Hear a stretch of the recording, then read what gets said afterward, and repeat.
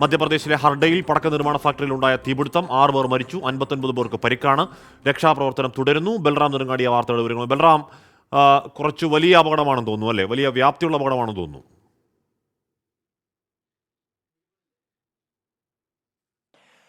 ഹഷ്മി, തീർച്ചയായും വലിയ അപകടം തന്നെയാണ് മധ്യപ്രദേശിലെ പടക്ക ഫാക്ടറിയിൽ സംഭവിച്ചിരിക്കുന്നത്. ഇന്ന് രാവിലെയോടെയാണ് ഈ സംഭവം ഉണ്ടാകുന്നത്.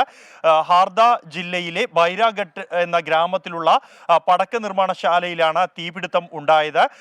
അതീവ ഭീകരമായ ദൃശ്യങ്ങളാണ് ഈ പ്രദേശത്തു നിന്നും പുറത്തു വരുന്നത്. ഇതിന്റെ ആഘാതം കിലോമീറ്ററുകൾക്ക് അകലെ പോലും അനുഭവപ്പെട്ടു എന്നാണ് ദൃക്സാക്ഷികൾ ഉൾപ്പെടെ വ്യക്തമാക്കിയത്. ഈ 6 പേർ ഈ അപകടത്തിൽ മരിച്ചതായി ഇതുവരെ സ്ഥിരീകരിച്ചിരിക്കുന്നു. ഉന്നത ഉദ്യോഗസ്ഥർ ഉൾപ്പെടെ സംഭവസ്ഥലത്തെത്തി രക്ഷാപ്രവർത്തനം ഏകോപിപ്പിക്കുന്നുണ്ട്. ഒപ്പം 59 പേർക്ക് പരിക്കേറ്റു എന്നാണ് നിലവിൽ ലഭ്യമാകുന്ന വിവരം. സമീപ പ്രദേശങ്ങളിലുള്ള ആശുപത്രികളിലേക്ക് ഇവരെ മാറ്റിയിട്ടുണ്ട്. ഈ പരിക്കേറ്റ നിരവധി പേരുടെ നില അതീവ ഗുരുതരം എന്നാണ് പുറത്തുവരുന്ന വിവരം. ഇവർക്ക് ആവശ്യമായ ചികിത്സ ഉറപ്പാക്കുന്നതിനായി സമീപ ജില്ലകളിൽ നിന്നടക്കമുള്ള മെഡിക്കൽ സംഘങ്ങളെ ജില്ലയിലേക്ക് വിളിപ്പിച്ചിട്ടുണ്ട്.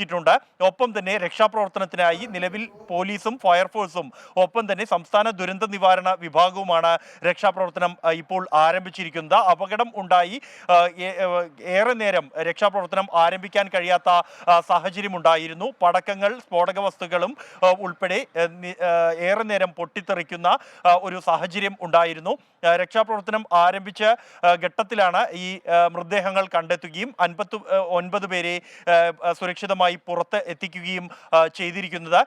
നിലവിൽ കൂടുതൽ രക്ഷാപ്രവർത്തകരെ ഈ പ്രദേശത്ത് ആവശ്യമാണ് എന്ന സാഹചര്യത്തിൽ കൂടുതൽ പേരെ SDRFന്റെ തന്നെ വിവിധ യൂണിറ്റുകളിൽ നിന്നുള്ള രക്ഷാപ്രവർത്തകരെ കൂടി സംഭവ സ്ഥലത്തേക്ക് നിയോഗിച്ചിട്ടുണ്ട്.